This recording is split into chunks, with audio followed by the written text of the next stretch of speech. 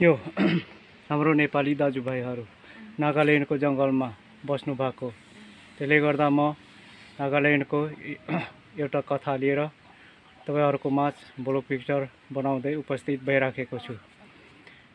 कति साल भयो दाजु यहाँ बस्नु भएको? 20 साल भयो। 20 साल भयो। अनि यो भाउजू छोराहरू कति जना? छोरा 3 जना छ। 3 जना छोराहरू। अनि यो कान्छा छोरा? कान्छा छोरा। अच्छा, ठीक छ। अनि भाउजूको माइती? भाउजू माइती असम नौखुटी। असम नौखुटी। अरु ठुल चाहिँ इटारी 2 नम्बरको हो। इटेरी 2 नम्बरको। उहाँ चाहिँ परलोक हुनु भयो। अच्छा, 2 जना श्रीमती तपाईले पाल्नु भएको थियो। ठीक छ। अनि यहाँ के खेती के काम गरेर बस्नुहुन्छ? यो खेती के हेरौँ खेती खेती खेती यो यसरी यहाँ बस्नु भएको छ नागाल्यान्डको जङ्गलमा। यी कुखुरा सुकुर पालेर हेर्नुहोस् हाम्रो नेपाली दाजु। अलिक छिटो हिँड्नु त हो त्यो बगानमा। यो उहाँको घर यस्तो छ घर। ल उहाँको यो मेरो भाषामा यसलाई भन्छ बाखाबारासी, पर्वते भाषामा कटहर, हिन्दीमा अनारज, अङ्ग्रेजीमा पाइनापल। यो खेती गरेर उहाँ बस्नुहुन्छ। उहाँ दाइ यहाँ बस्नु भएको कति साल भयो? 20 साल भयो। 20 साल भयो। अनि यो खेती गरेर तपाईले के कसरी बिक्री गर्नुहुन्छ? म तिनटामा 200 तिनटामा 200। अच्छा, त्यो भेट्दैन मान्छे कहिले 100 मा पनि बिक्री गर्छ एउटामा। अच्छा, अनि छोराछोरी पढाउने? छोराछोरी सबै पढ्छ, आफै कान्छा छोराले पढाउँछ। अच्छा, ल ठीक छ। त यसरी हाम्रो नेपाली दाजुभाइहरू नागाल्यान्डको जङ्गलमा आफ्नो गुजारा दिन बिताइराख्नु भएको छ र परदेशी जीवनलाई थाहा हुन्छ कि कसरी परदेशमा गएर बस्नुपर्ने र के गर्नुपर्ने भन्ने कुरो। यसरी अनारसको खेती पाइनापलको खेती लगाएर बस्नु भएको छ। र यो तपाईले बिक्री गर्दाखेरि कसरी बिक्री गर्नुहुन्छ? अनि ठेक्कामा लिनुहुन्छ कि? कहिले ठेक्का पनि दिन्छ, कहिले आफै पनि बिक्री गर्छ। अच्छा, बेसी भएर नि। अनि नागाहरूको जमिन हो यो। तपाई कति पेमेन्ट गर्नुहुन्छ? मैले 20,000। तपाईले 20,000 पेमेन्ट गर्नुहुन्छ महिनामा कि सालमा? सालमा 20,000 पेमेन्ट गरेर यो दाइले यसरी यहाँ खेती गरेर बस्नुहुन्छ। घर यी यस्तो हुन्छ यी। र त्यही कारणले परदेशीको घर हाम्रो नेपालमा केही विकास छैन। विकास नहुँदाखेरि पनि, विकास गर्दाखेरि पनि किनेर खाने चलन हुँदैन। हाम्रो नेपालीहरू सबै मागेर खाने मात्रै अल्छी मान्छन्। बिक्री वितरण गरेर खाँदाखेरि अल्छी मान्ने हुन्छ। त्यसले गर्दा यी नेपालबाट आएर यो नागाल्यान्डको ठाउँमा यसरी बगान बनाएर चाहिँ बस्नु भएको छ हाम्रो दाइ। तपाईको नाम? मनबहादुर थापा। मनबहादुर थापा। यसरी हेर्नुहोस् मनबहादुर थापाज्यू यहाँ बगान बनाएर नागाल्यान्डमा बस्नु भएको छ। यी अनारज यो बाखाबारासी भनिन्छ, यसरी निस्किन्छ। यी अहिले भर्खर निस्किँदैछ। अनि यो बिक्री गर्दाखेरि कुन महिनामा बिक्री गर्नुहुन्छ? जुन महिना भनेको असार। जुन महिना भनेको असार। आज 2081 साल चैत 3 गतेको दिन म यो ब्लग पिक्चर बनाउँदैछु तपाईहरुको माझ। र मार्च महिनाको 16 तारिक नेपाली सम्वत अनुसार चैत 3 गते। यसरी यहाँ बस्नु भएको छ। उहाँको घर यस्तो। र परदेशी जीवनलाई मान्छेलाई थाहा हुन्छ। उहाँको बसोबास घर यो हो बसोबासको घर। यसरी परदेशी मान्छेलाई थाहा हुन्छ, अरूलाई कसैलाई थाहा हुँदैन। हेर्नुहोस् तपाईहरु हेर्न सक्नुहुन्छ। ल दाजु बस्नु है।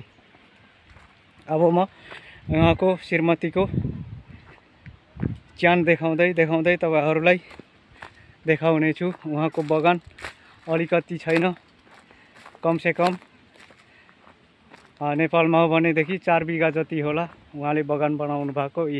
यसरी तपाईहरु देख्न सक्नुहुन्छ। बगान निकै ठुलो बनाएर बस्नु भएको छ। र यो असारमा बिक्री गर्छ अरे दाइले। अब निस्किँदैछ यसरी धमाधम रातै निस्किँदैछ। यो असारमा बिक्री गर्नुहुन्छ। तीनटाको 300 रुपैयाँ भनेर। कहिले 50 रुपैयाँदेखि लिएर 300 रुपियाँ गोटा बिक्री गर्छु भन्छ। तर यो जमिनको जम्मा सालमा 20,000 उहाँले ट्याक्स दिनुहुन्छ यी नागाहरूलाई। यो पारी पुरा हरियै बाँसगारी, यो जङ्गल फारेर उहाँले आफ्नो दिन गुजारा गरिराख्नु भएको छ। र नागाल्यान्डमा यसरी हाम्रो नेपालीहरू बस्नु भएको छ। तपाईहरु देख्नु सक्नुहुन्छ। तपाईहरु नआए पनि तपाईहरुको छोरा नातिहरूले यो मेरो ब्लग पिक्चरलाई देख्न सक्नुहुन्छ। यी यसरी निस्किँदैछ अनरसी। यो हो बाखाबारासी, भुइँकटहर, यत्रो बगान छ यी। यहाँ 4 बिघा जति छ होला यो दाइको बगान। तलदेखि माथि, अब माथि डाँडामा त अब गइराख्नु भ्याइएन। तलदेखि तपाईहरुलाई देखाउँदैछु। र यसरी बगान बनाउनु भएको छ। उहाँको जेठी श्रीमतीको च्यान त्यहाँ ती जङ्गलमा छ। ती नेपाल इटेरी 2 नम्बरको अरे उहाँको श्रीमती। र यहाँ आएर परलोक हुनुभयो। 3 छोरा पाएर उहाँ चाहिँ परलोक भएर यही जङ्गलमा घर बनाइदिनु भएको छ उहाँको पति मजैले। यसरी यो बगान, यो हाम्रो नेपाली दाजुभाइको बगान। नागाहरूले बगानहरू बनाउँदैन, जस्तो नेपाली ठग त्यस्तै।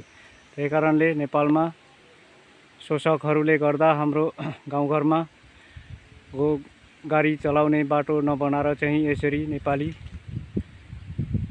दुःख पाइराख्नु पर्ने छ अर्काको देशमा। यो हो उहाँको बगान। हेर्नुहोस्, नेपालमा शोषक सामन्तीहरू नभएको भएदेखि नेपालमा गोराघारी हरेक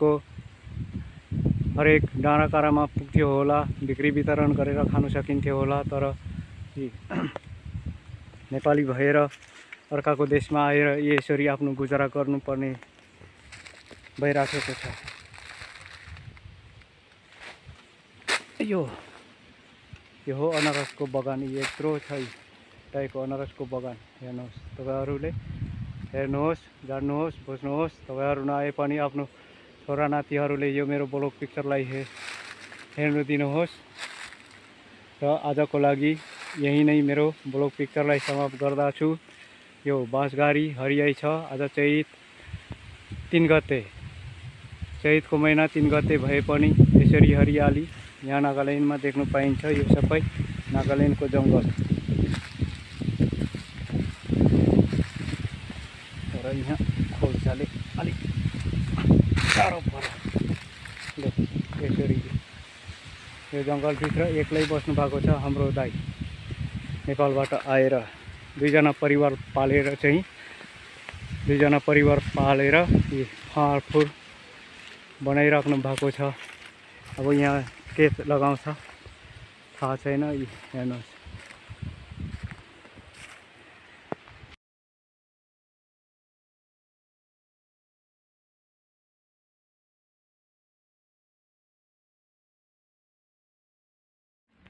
अनि दाजु आज तपाईँ एक्लै बस्नु भएको छ। भाउजू चाहिँ कहाँ जानुभयो?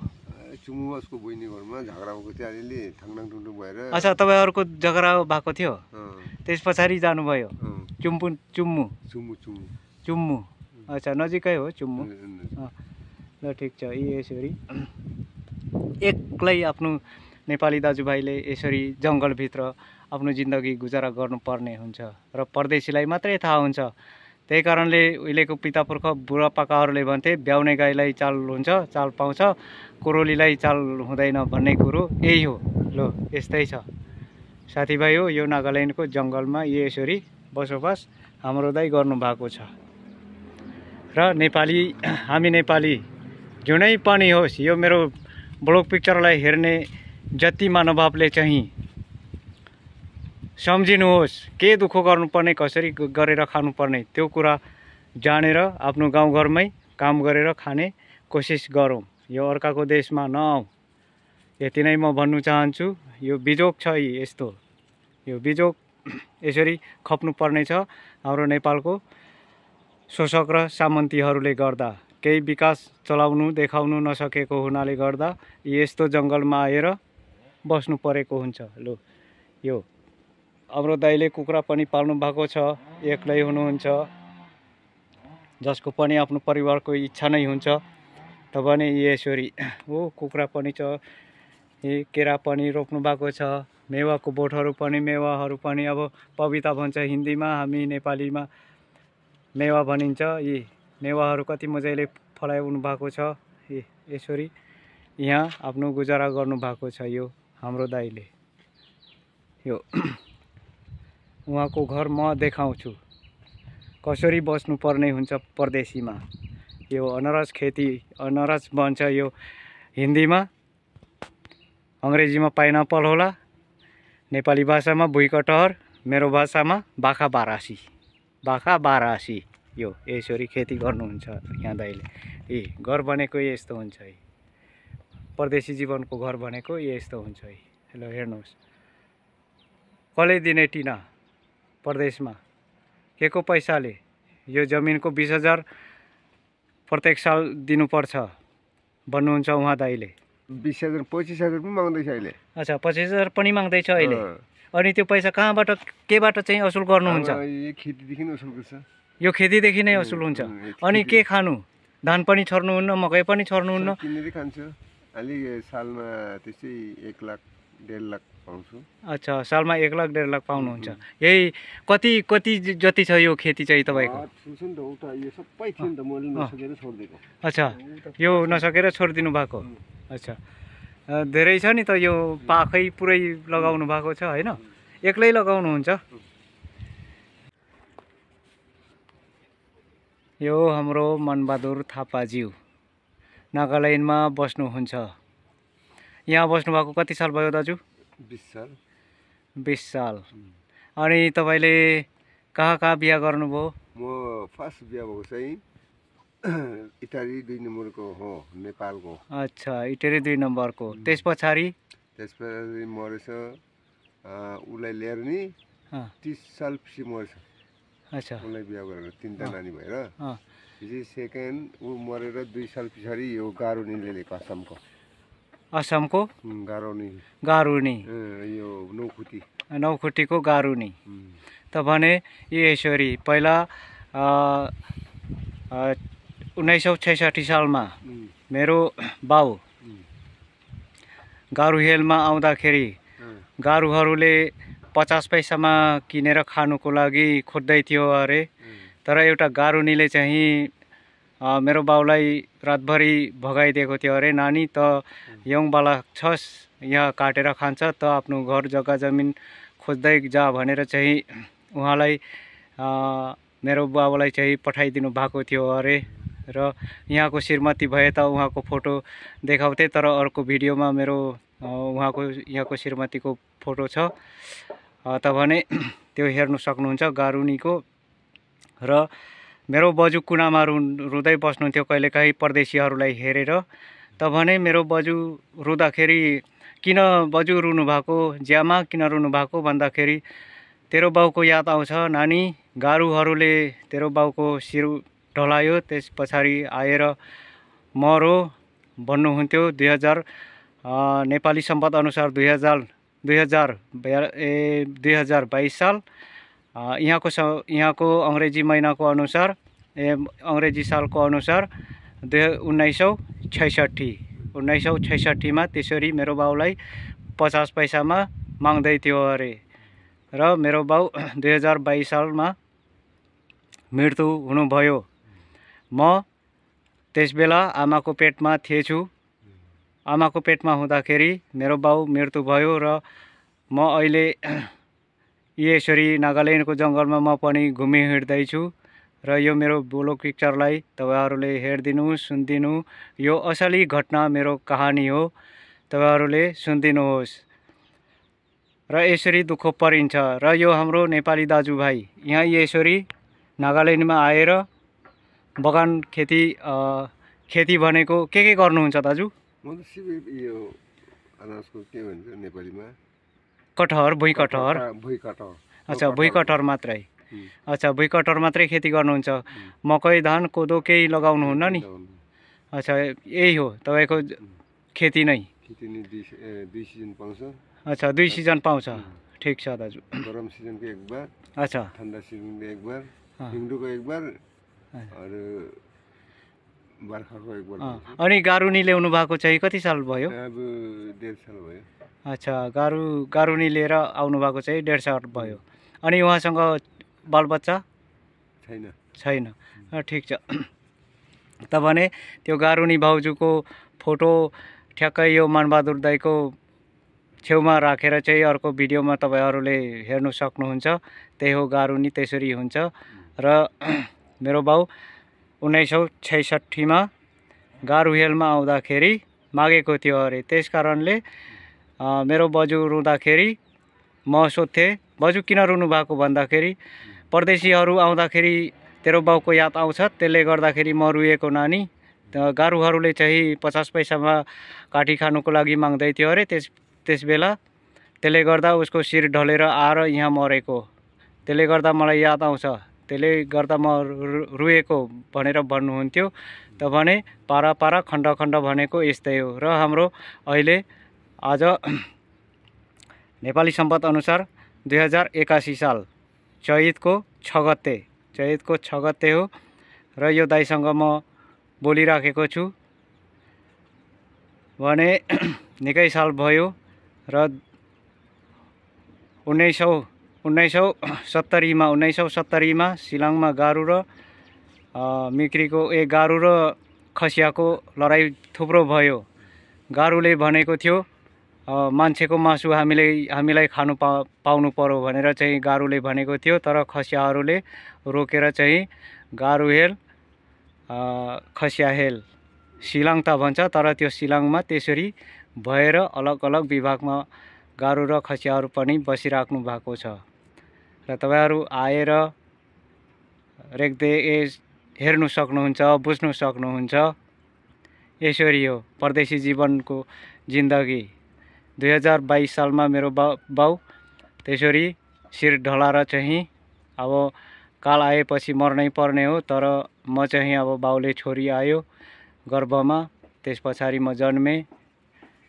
जन्मेपछि म पनि नागाल्यान्डको जंगलमै घुमिबसेको छु यो दाइसँग आज ठ्याक्कै नेपाली दाइसँग पनि भेट हुनु अनि यहाँको दुःख शास्ति पनि कुरा गरियो हवस् त दाजु अब तपाईँ नेपाली दाजुभाइ नेपालतिर जानुहुन्छ कि जानुहुन्न अब छोरा उतै छन् त नि अच्छा कहाँ कुन ठाउँमा छोरा त अहिले बेंगलोरमा छ उनीहरु त कहाँ उता गरे बुहारी नेपालदेखि ल्याएको नि त अच्छा कहाँबाट नेपालदेखि नेपाल कुन ठाउँबाट नेपाल कुन ठाउँमा छु म पनि ठिकसँग सोधेको छैन अच्छा अच्छा ठिक छ ल ठिक छ दाजु र यसरी हाम्रो नेपाली दाजुभाइहरू नागाल्यान्डको जंगलमा बस्नु पर्ने हुन्छ नेपालमा केही विकासहरू नभएको हुनाले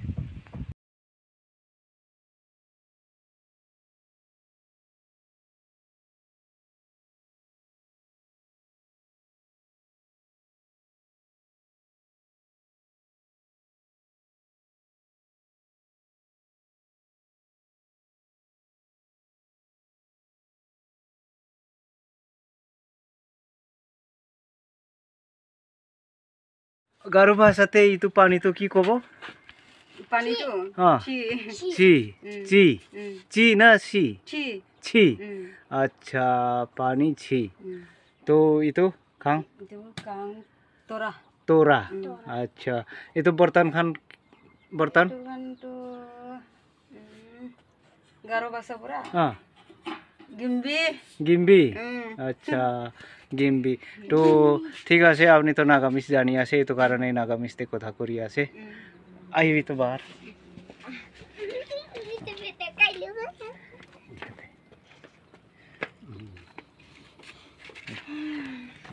यो हो हाम्रो भइबी न पट्टा सत्ता लगिन तिमी त ए हाम्रो नेपाली दाइले गारुनी केटी लिएर बिहा गरेर आउनु भएको बस्नु भएको यो नागाल्यान्डमा यो उनीहरुको बच्चा यो कान्छा छोरा ओ यतो झारी तो नीचे यो उनीहरुको कान्छा छोरा यहाँ यसरी बस्नु भएको छ नागाल्यान्डको जङ्गलमा। र त्यसैले यो गारुनीलाई हेर्ने बित्तिकै मेरो बजुको याद आएको थियो। त्यसले गर्दाखेरि अस्ति नै मैले भनेको थिएँ यो मेरो बाउ गारु हिलमा आएर काम गर्नु आउँदाखेरि काटी खानुको लागि 1966 मा काटी खानुको लागि गारुहरूले घेराबन्दी लगाएको थियो अरे। यो गारुनीले मेरो बाउलाई भगाएको थियो अरे।